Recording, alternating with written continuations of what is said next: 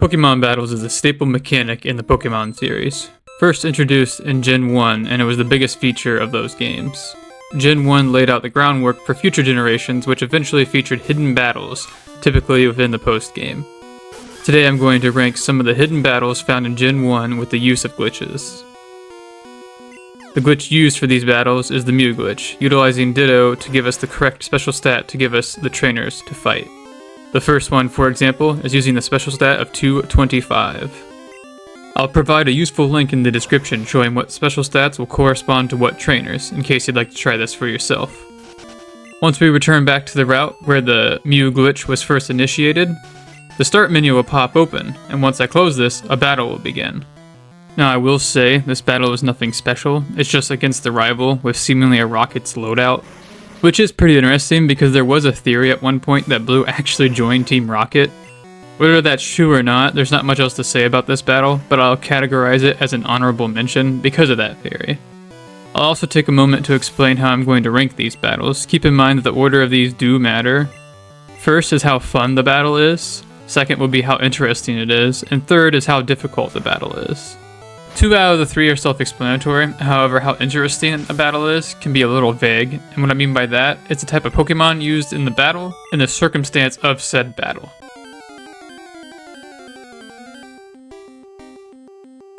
And if there's any glitch effects like that right there. The 56 air, if you didn't catch that.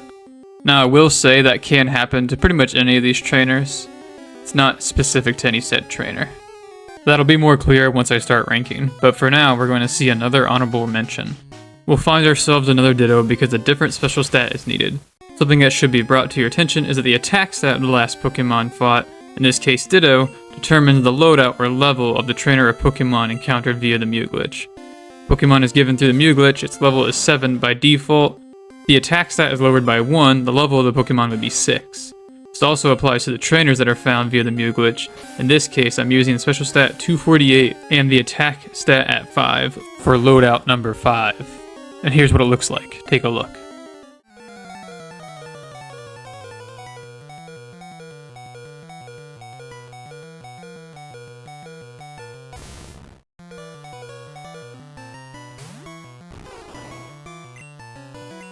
Yeah, this one just kind of breaks the game when you try to fight, but it was pretty messed up, as you can see. We had a Bulbasaur called Charizard, which is pretty strange, and the same happened to the rest of our team. Let's see another instance of this, it'll show it off better.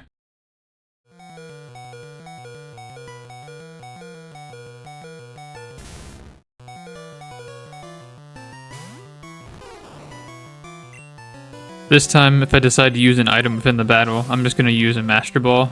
It'll actually kick us out of the battle. And we'll notice some odd things. For one, the name is very messed up. There's some detail I can go into about this, but I'm just going to leave it at this is called the Zaz glitch. This is something that honestly deserves its own video. Switching a Pokemon in the party there actually just froze up the game. So we're going to leave it at that. But if you guys are interested in seeing more of this, let me know, because this glitch is pretty awesome. Actually, there's one more thing I'd like to show.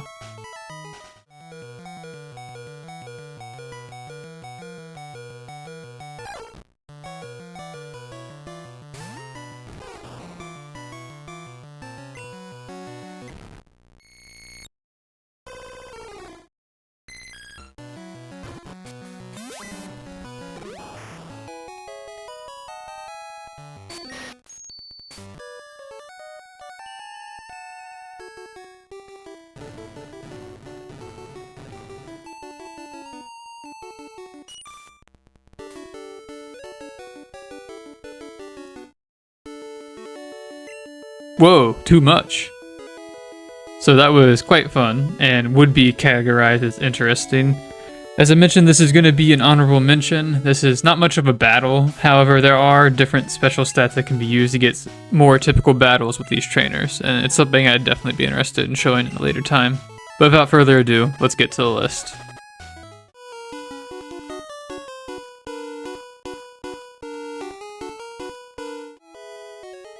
This battle will give us this interesting message, but it's unrelated to this trainer specifically.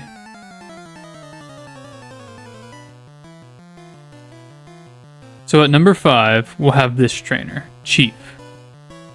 Why is this trainer included? Because this is actually a cut NPC that is theorized to originally be fought at Silphco, perhaps as a mini-boss. This would make sense as they have a team to match that area. It's not that much of a fun fight, but it's certainly interesting this might have been originally planned to be in the game. It's not a very difficult fight, so that's why it barely makes the list at number 5. It should be mentioned that this may not be the canon team for this trainer, as the video is showing the team for loadout number 7. Loadout number 1 is the first of the loadouts and is typically used for many of the trainers in the game, especially the ones that are only fought once. This is likely the case for the Chief NPC, however that team wasn't anything crazy, so it's hard to tell what the original team was for this trainer, as it's likely the designated team was probably incomplete when the trainer fight went unused. And that's what I think makes this so cool. It feels like a bonus trainer, and we can actually modify the team that it has. Now, like I said, it makes it hard to tell what the canon team is supposed to be, so it's hard to rank based on those metrics of like how difficult it is, how fun it is, but it certainly is interesting. If I had to rank it, this is how I'd break it down. Starting with fun, I'd give it a 3, because honestly it's not terribly fun. You're just kind of fighting placeholder Pokemon in a way, almost like a scientist you would find in Silphco. So it's not really anything too special, but it is fun to know that it's a cut character, if you will, which is where it gets most of its points is from interesting, because it's a cut character, giving it a 7. The trainer you wouldn't find anywhere else in the game. It's pretty cool for that reason. And a difficulty of 2, because like I said, I mean, it's level 25 here. Obviously, it's going to vary depending on what loadout you face. For my case, I'm going to give it a 2. I don't see it being any higher than like a 3 throughout this, because like most of the levels I saw were either like in the 30s or 20s, so it's not like it's really difficult. I'll give Chief a total of 12. And feel free to let me know what you guys think. That's part of the reason I wanted to make this video, is to see what other opinions were out there and other experiences of fighting different trainers. Because it should be known that each trainer has 13 different loadouts. So of course there's 1 to 7, and then you can increase the attack stat by 6 using Swords Dance and a mixture of Growl, because you can get in between 7 and 13. And so that's what I mean, is that there are a lot of different loadouts. It's kind of weird because some of the trainers' loadouts are actually shared, like different trainers. Something I'll explain a little bit later. But for now, we're actually going to move on to the next trainer.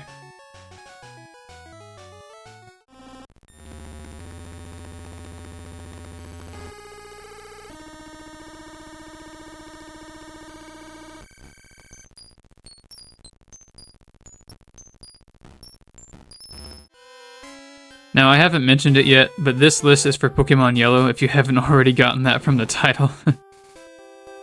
That's important because this next trainer acts a bit differently in Pokémon Yellow than it does in Pokémon Red and Blue. This trainer is Jacrid. Its name is given by the mixture of Jack and Red, giving the name Jacrid.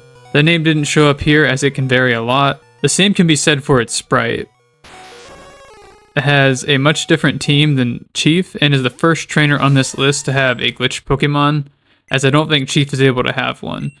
Jacrid's loadouts can vary a lot, but I like this one. This loadout features glitch Pokemon Q and 3-Chainer Poke, which both have a lot of HP, which makes the fight pretty difficult, but also pretty annoying, because it's really hard to take them out without using Horn Drill, for example.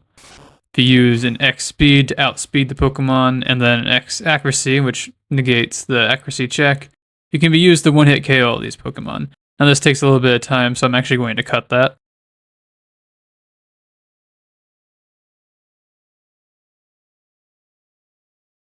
You might have noticed some of the glitch effects from earlier, like the glitch sounds, and there's also no more music, it was cut out. And we one-hit KO the Q, it will faint promptly.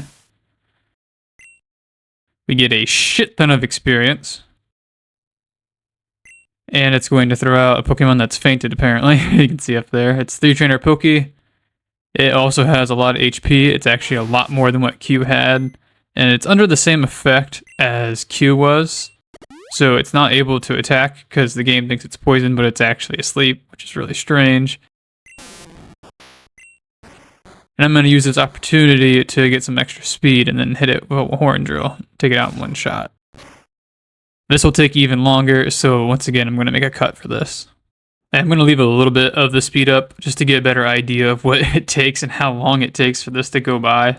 But we're going to use this opportunity to go over the rating and the ranking for Jacrid. So it is number 4 And the fun, I also put at number 4 because it features glitch Pokemon, which is kind of neat, and they have a lot of health. But this one in particular really isn't that fun because you can't even really do much unless you have like a one-hit KO move like Horn Drill. The other loadouts kind of make up for it a little bit, but still, I wouldn't really battle Jacred for the fun of it. It's mostly more interesting because you get different Pokemon, different cool effects. As an example, the E's that just showed up right there, the weird sounds, and just the glitch Pokemon in general. There aren't very many opportunities to be able to fight Q and 3-trainer Poke, along with some of the other Pokemon you can get from the different loadouts. So interesting, it gets an 8. Difficulty, it's hard to say because honestly it's really hard to beat Jacred. So I'm going to give it a 5, mostly because it's like you really don't battle Jacred for the difficulty of the fight.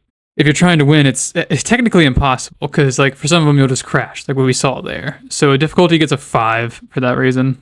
And this gives Jacred a total of 17, putting it at number 4.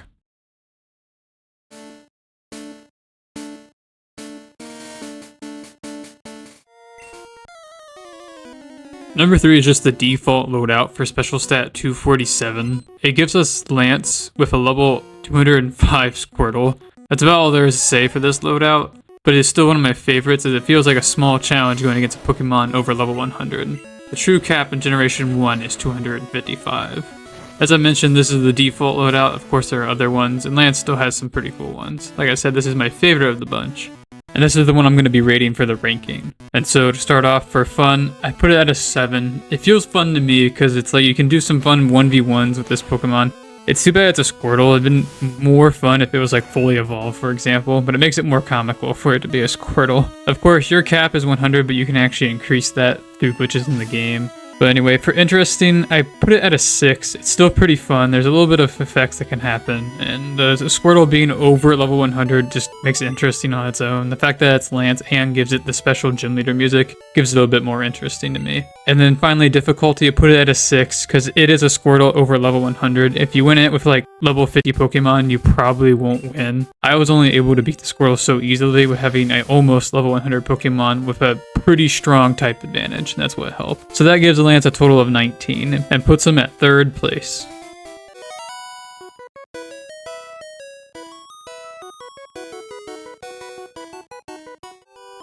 For number 2, I'll use a different route for this trainer, as I'm sure you guys will find that more fitting for this one. This trainer is found through the Mew glitch using special stat 226, and the attack stat I'm using is 5 for this one. You'll see that it is Professor Oak, and he's got a pretty decent team. Not super high leveled like Lance's Squirtle, but there are more Pokemon on the team and they're evolved in different types. Now, why is this battle ranked so high? Well, mostly because it's Professor Oak. What a plot twist, especially when you consider the popular theory that he was originally supposed to be the final battle of the game. Whether he was the champion instead of Blue or perhaps meant to be fought in the Hall of Fame room or something afterwards, who knows. But the first 3 teams, attack stat 6, 5, and 4, are theorized to be canon. This would make sense, as he has a balanced team and they're in the right range of levels for the end of the game, similar to Blue's. You can also note that they're a higher level than Blue's Pokemon. And he has a starter. The starter depends on the attack stat used, and it makes sense that he would have taken the starter the player nor the rival took at the beginning of the game. Doesn't make much sense in Pokémon Yellow, given the starter change, which is odd, because if he were cut from Red and Blue, why not completely be removed in Yellow? Regardless, his trainer sprite and loadout still exist in Pokémon Yellow, which is epic. It's certainly fun to play what would have been. Loadout 5 is the one that features Venusaur, which in my opinion is his true team. As we know, Red took Charmander and Blue took Squirtle, leaving Bulbasaur for the Professor. This fight isn't too difficult with level 100 Pokemon, however, if this game were played normally and he was found at the end of the Pokemon League, he definitely would have been a force to be reckoned with. And it's a real shame that never happened. Anyway, it's time to rate Professor Oak and see what the numbers say, albeit them being subjective. Now I put Fun at an 8, which I think is very fitting, for not only having a decent team to face, but knowing that it could have been the final battle of the game. Being able to play that is pretty fun. I mean, look at this, we have a Gyarados at level 70. It's the same level that Mewtwo is found in the wild. It's pretty epic.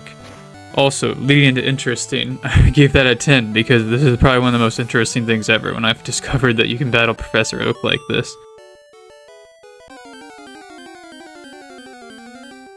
We can also have that effect again, the 56 error.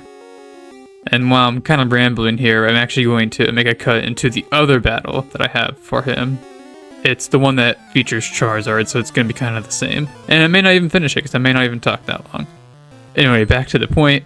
Interesting. I think it deserves 10, because, I mean, it's just about the most interesting thing ever. I mean, he doesn't have any glitch Pokemon. That's the only unfortunate part. At least for the earlier teams. I will say I have not checked his later loadouts, because those are a little bit more annoying to set up. But even that alone, just the team that's pretty balanced. It's very similar to Blue's, but stronger. And then just the idea of that based around the starters is a really cool feature. So interesting at a 10 is very fitting in my opinion. Difficulty at a 6, which is a bit odd because I also put Lance at a 6, and you know, his Pokemon was triple the level almost, basically more. But the only difference is that he had one Pokemon that wasn't evolved, but Oak has decent Pokemon, like his Tauros that tanked a Drill Peck earlier at 66. I mean, imagine if it was any higher. So his team, I feel like, is pretty difficult alone, just with it being a fully evolved. Obviously, this fight's going to be pretty easy if you have level 100 Pokemon. The same can be said for the Squirtle. If you have level 100 Pokemon, it'll be easy. Like, as long as you just have, like, one Pokemon type advantage, it'll be super easy. Same here, where it's like, yeah, I feel like this team would be pretty annoying if you used, like, level 100 Pokemon that were not fully evolved and did not have type advantage. So it's still a pretty difficult fight. And like I said, I'm putting that at a 6, which gives Professor Oak a total of 24, giving him the runner-up spot at number 2.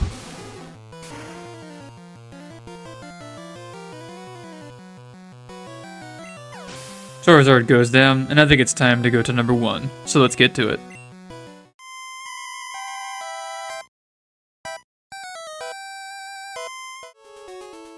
This is done by using the default attack stat of Special Stat 246. You'll notice my team is a bit different and on the stronger side, and that's because I'll need it. Number 1, without personal doubt, is Agatha Ultima.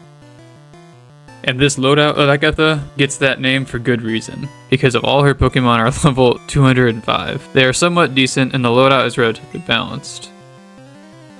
This is certainly the most difficult functioning fight. What I mean by that is that it can easily be completed without crashing or other side effects. You'll even notice that I struggle here in the first half. Agatha is not a hidden trainer, as we know she is found as the 3rd in the Elite Four. Her first loadout is her Cannon team, however. This one is hidden in plain sight, locked behind a glitch. This is definitely a tough fight, and has always been number 1 in Pokemon Yellow, in my opinion. Whoops, that's gotta hurt.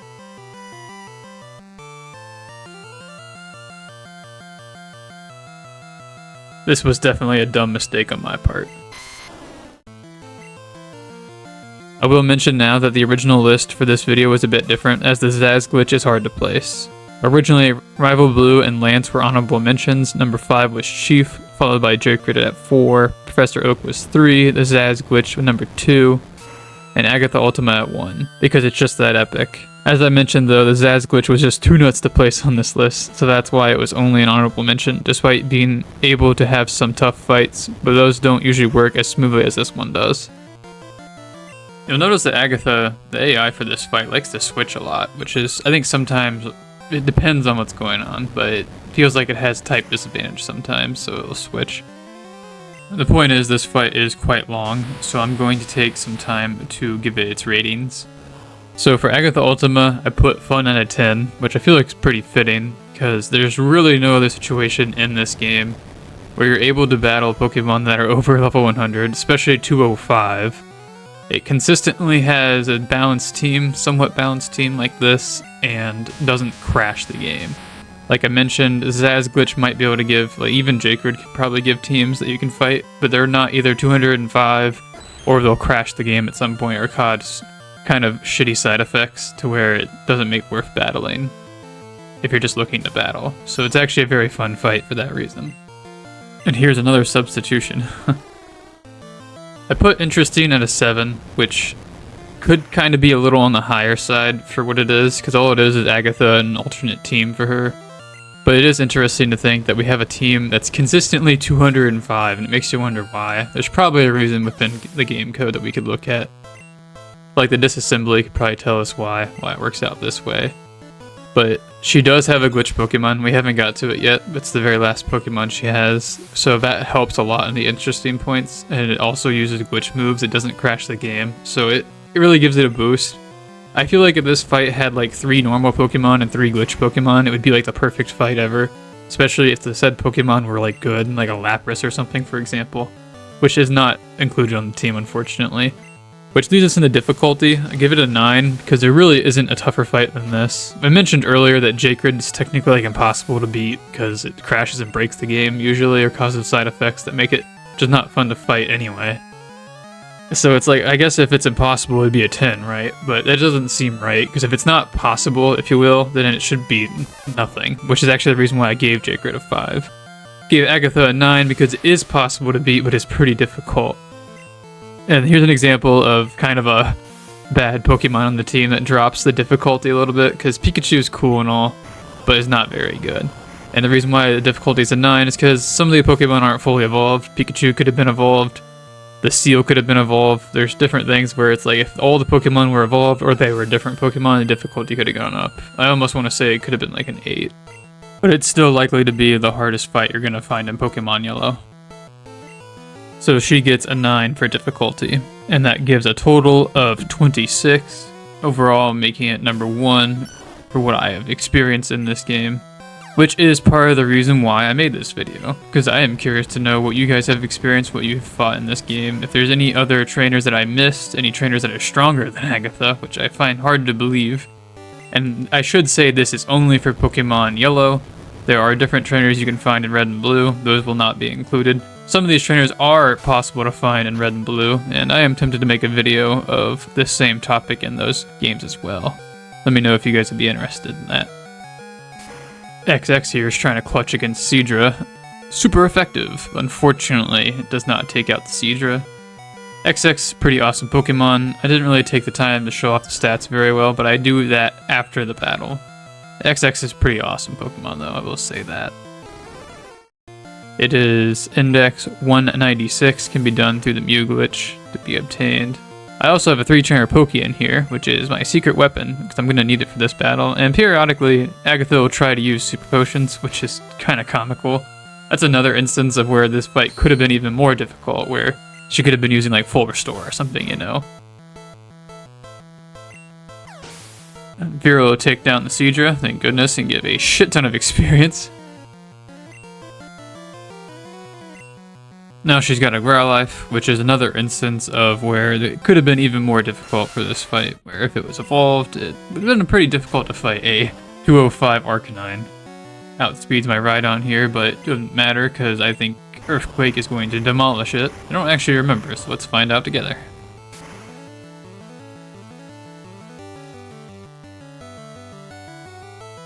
No, it does survive the Earthquake and even gets a Flamethrower in. Doesn't quite take out the Rhydon, but it was very impressive that it survived and did a lot of damage. It definitely would have kicked Rhydon's butt if it were an Arcanine. But alas, we do take it out from another Earthquake. But after this, she's going to throw out Z. Let's listen to its cry. Only glitch Pokemon she has in their last Pokemon. It used TM45, which looked like Scratch. Took out Rhydon. I'm going to use Fearow, hopefully to get taken out. It uses a speed increasing move, which now I mention it, speed is actually really important at this point in the game, because when the speed is so high, it actually affects the rate that critical hits happen. So it's like the higher the speed, the more likely they are to happen. And I'm using Mirror Move on TM40 and it's low kick, which is pretty comical there too. Unfortunately, it gets an Aurora Beam in, and that kind of claps Fearow, so there goes Fearow, unfortunately. Can't use any more Mirror Move tricks. And look at that, critical hit. And now we're at a 1v1 here with 3-trainer Poke and Z. And it might look like Z has the advantage here and is more likely to win, but I wouldn't be so sure. Unfortunately for glitch moves, they are pretty inaccurate. So they tend to miss a lot, like HM05 there. Using Wing Attack was a horrible idea, and I don't know why I did that. So it gets an Aurora Beam in, and does a little bit of damage, but it's not too bad. So I go for an Earthquake, it does some pretty good damage, we'll see here. Unfortunately, 3-trainer Pookie's really slow, so it's very unlikely to get any critical hits, but let's take a look at its stats. As you can see, at level 100, its normal stats are very, very good. Like, obviously the speed kind of sucked, and its HP is really low, but with high defenses and good attack, it's able to do pretty much everything, except for going before its opponent, which can be changed. You can increase that. Mega Drain's a good option here because I'll replenish some health. I wanted to go this fight without healing items or revives. It just makes it better that way. So we keep up the Mega Drain, and we're keeping a pretty good advantage here now. We pretty much are guaranteed to win at this rate. So once again, Glitch Move miss, and then finish off with Bubble Beam.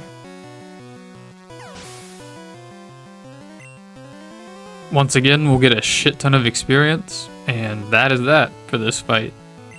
It only took about 10 minutes to do. But yeah, Agatha Ultima definitely should be number 1. She also got screwed over by the 56 error, and her sprite's all jumbled. I guess she's kind of pissed that she lost. Even surpassing the level cap, she still couldn't win. But yeah, that is going to be all for today.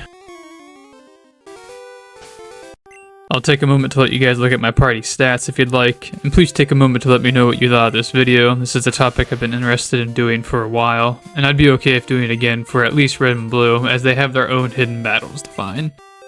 I just accidentally flashed the people of Route 6, sorry about that. If you enjoyed this video, please rate it well, as that'll let me know I should make another one of these. I really hope you guys enjoyed, and thank you for making it to the end. You guys are awesome. Thank you for watching, and I'll see you guys next time.